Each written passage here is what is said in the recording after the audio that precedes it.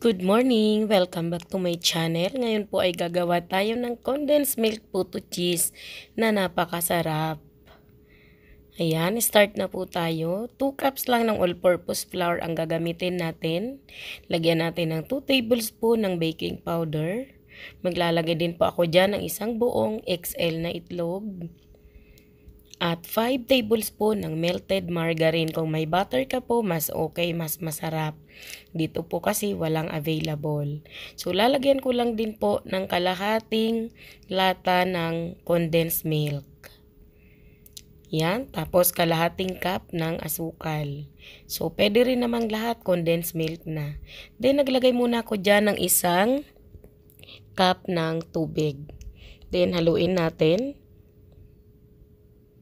Papakiramdaman ko kasi kung kasya na yung 1 cup ng tubig. Kaya isa lang muna yung nilagay natin. Sa pagkahalo po, make sure na hindi po natin ma-overmix. Kaya po mabilis ang pagmimix ko ay pinaspeed ko lang po dito sa editing. Pero sa totoong buhay po ay dahan-dahan lang talaga yung pagmix ko po niyan.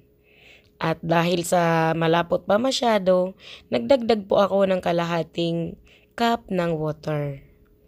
Yan, at ating i-mix na ulit. Napakasimple lang din po talaga ng paggawa ng puto. Ito po yung pinakasikreto talaga. Sasalain po muna yung mixture bago ka maglalagay sa molder. So ako po ay gagamit ngayon ng medium size na molder.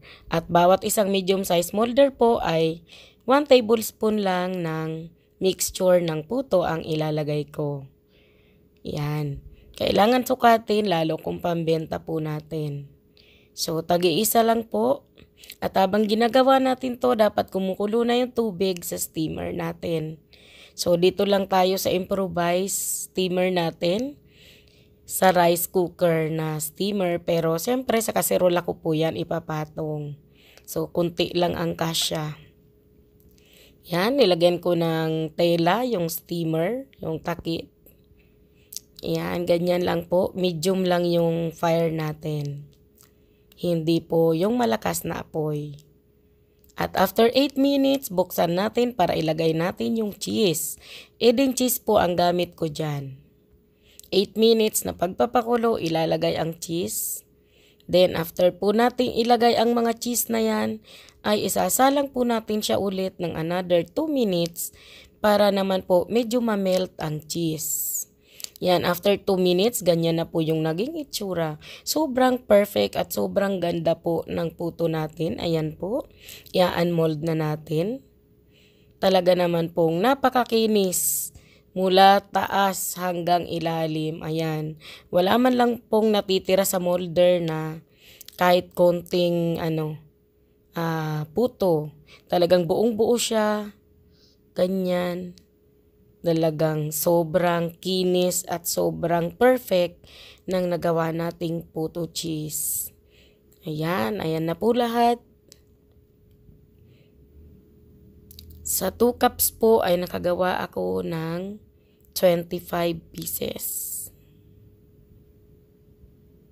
Ayan. Napakaganda po. At inilipat natin sa lagayan. At papakita ko po sa inyo ang loob. Ayan.